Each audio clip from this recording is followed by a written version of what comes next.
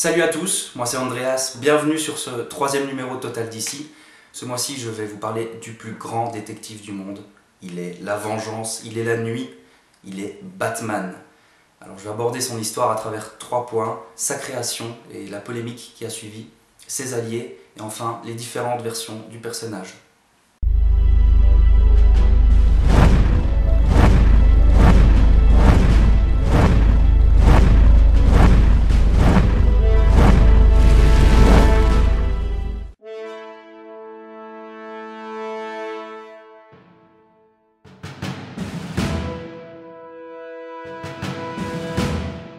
Voyant le succès de Superman croître de jour en jour, DC Comics a comme plan de trouver un second Superman. Comprenez par là un autre super-héros qui pourrait connaître le même engouement auprès du public. Ils font donc appel à Bob Kane qui, à l'aide de Bill Finger, crée Batman en 1939.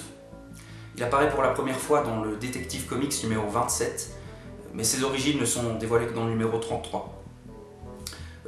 Batman plaît alors rapidement au public et obtient comme Superman sa propre série de comics peu de temps après. De plus, Bob Kane devient un des rares dessinateurs à être élevé au rang de star. Mais malheureusement dans cette histoire, Bill Finger apparaît comme le grand oublié. Tout le monde dans le milieu des comics savait que Finger avait grandement participé à la création du Batman qu'on connaît, mais Kane s'obstinait à dire que sa participation était moindre. Et pourtant sans Finger, Batman aurait eu ce look-là. Et sans Finger, il n'y aurait probablement pas eu Robin, le Pingouin, Catwoman, Double Face, et bien sûr le Joker. Durant 20 ans, Finger écrit des histoires sur Batman ainsi que sur Green Lantern Alan Scott, sans rechigner et sans pour autant avoir la reconnaissance qu'il mérite. Il meurt en 1974 à l'âge de 59 ans.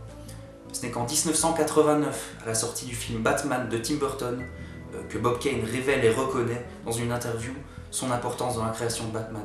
Et attention, ouvrez grand vos oreilles, ce n'est qu'en septembre 2015 que Bill Finger est reconnu co-créateur de Batman par DC Entertainment. Et là vous allez me demander pourquoi tout cela est arrivé. Eh bien simplement parce que DC Comics n'a demandé qu'à Bob Kane de créer un super-héros. Mais Kane lui a fait appel à son ami Bill Finger qui rêvait de devenir scénariste. Mais c'est Kane, tout seul, qui a signé le contrat stipulant qu'il était officiellement l'auteur de Batman. Mais comme on vous l'a dit un peu plus tôt, DC Comics a quand même engagé Bill Finger quelques temps après.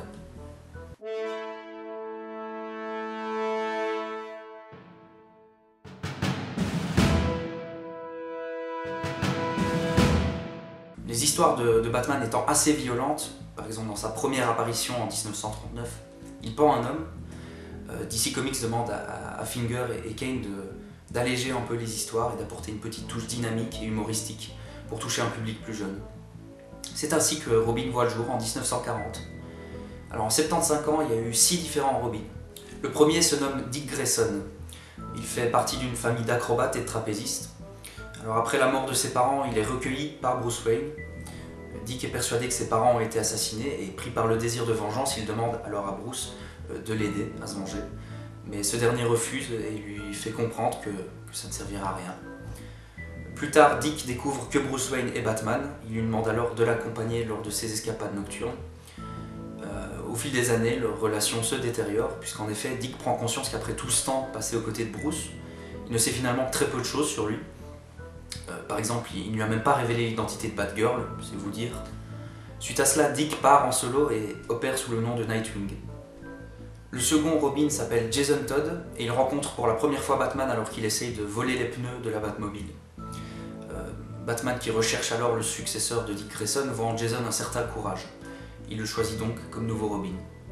Mais le gamin s'avère être très agité et têtu, et c'est à cause de ce tempérament de fonceur qu'il se fait tuer par le Joker. Mais c'est bien connu, dans les comics on ne meurt jamais vraiment, et il ressuscite mystérieusement quelques années plus tard et prend l'identité de Red Hood, un justicier meurtrier qui cherche à tout prix à se venger du Joker. Mais bien sûr, Batman va se mettre sur son chemin pour l'en empêcher. Le troisième Robin est Tim Drake, un jeune garçon assez intelligent qui utilise son sens déducteur pour trouver l'identité de Batman et du premier Robin. C'est suite à cela donc que Batman le nomme nouveau Robin. Seulement Tim arrête très vite d'exercer auprès de Batman parce que son père le lui interdit. Mais par la suite, il deviendra Red Robin. Le quatrième Robin est tout simplement le fils de Bruce Wayne et de Talia al Ghul, Damian Wayne. Entraîné par Ra's al Ghul, Damian devient un assassin hors pair dès son plus jeune âge. Quelques temps plus tard, Talia le confie à Bruce, mais la relation passe mal entre le père et le fils. Et Damian se dispute très souvent avec les anciens Robin, en les traitant d'indignes, et en se revendiquant comme le seul et unique héritier de Batman, de par le sang. Parmi les autres Robin, il y a aussi Carrie Kelly et Stephanie Brown, mais celles-ci n'ont pas été très longtemps. Carrie dans Dark Knight Returns de Frank Miller et Stephanie en remplaçant temporairement Tim Drake. Poursuivons avec Alfred.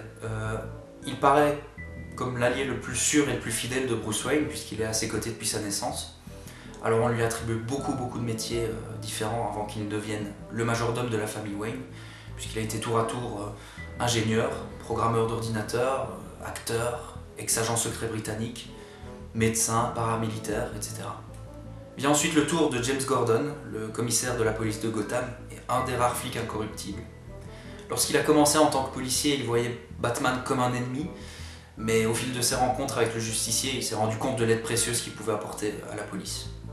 Enfin, Batman peut compter sur Barbara Gordon, la fille de James. Déguisée en chauve-souris, un bal masqué organisé par la police, Barbara voit soudainement Bruce Wayne se faire kidnapper et décide alors d'intervenir pour lui sauver la vie. Alors le milliardaire est tellement impressionné par les compétences de la jeune fille qu'il décide de l'intégrer à la Bat Family aux côtés de Robin. Et pour impressionner Batman, il faut être sacrément balèze. Bravo Barbara. The kid's got style. Dans Killing Joke d'Alan Moore, Barbara se fait tirer dessus par le Joker, ce qui la paralyse. En chaise roulante, elle se renomme Oracle et aide Batman depuis la Batcave.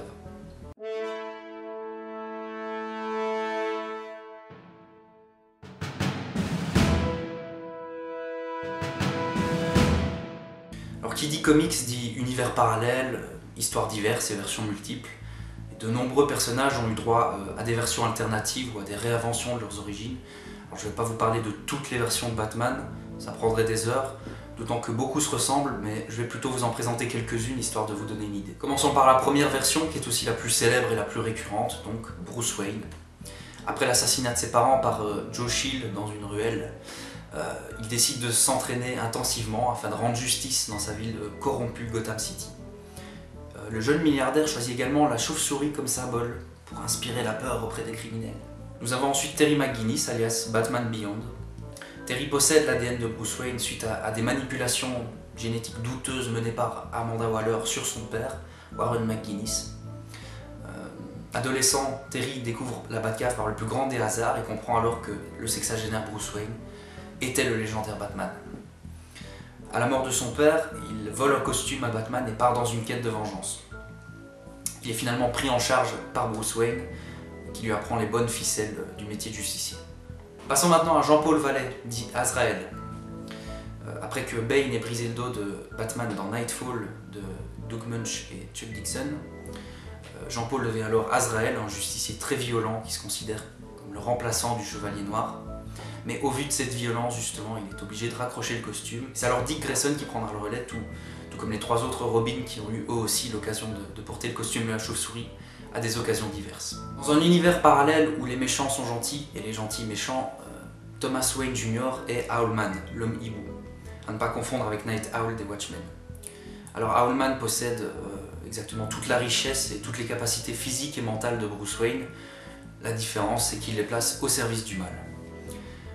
Il fait donc partie du syndicat du crime composé d'Ultraman, Johnny Quick, Power Ring, Superwoman et Barracuda. Je pense que je n'en oublie aucun. Contrairement à la Ligue de Justice, le syndicat du crime fait régner la terreur dans son univers, mais comme dans la Ligue de Justice, le plus dangereux d'entre eux est celui qui est déguisé en animal nocturne.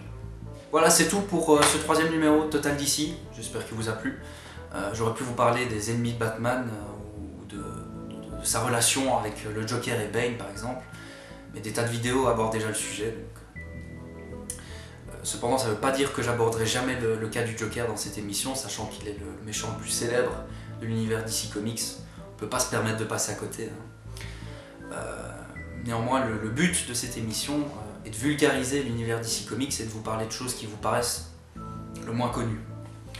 Notez aussi que l'univers DC Comics est beaucoup trop vaste et il nous sera impossible de vous parler de tout. Mais Emmanuel et moi-même ferons de notre mieux pour vous en dire le plus possible. Voilà pour le petit communiqué. Place maintenant au conseil de lecture. Killing Joke, Nightfall, Batman Silence, Batman Un long Halloween, Dark Knight Returns, Batman Année 1, Batman La Cour des Hiboux et Un deuil dans la famille. Et si vous préférez les supports audiovisuels, je vous conseille alors Batman Year One, The Dark Knight Returns partie 1 et 2, Batman de Tim Burton et sa suite Batman le défi, Batman la série animée, l'excellente trilogie Dark Knight de Christopher Nolan, The Batman, Batman sous le masque rouge, Batman la relève, le retour du Joker et enfin Batman contre le fantôme masqué. Je pense que je ferai plus jamais une liste aussi longue. Enfin bref, n'hésitez pas à aimer notre page Facebook pour être au courant des prochains projets à venir, le lien se trouve dans la description. Et le mois prochain, je vous parlerai de la princesse Amazon, à savoir Wonder Woman. À la prochaine!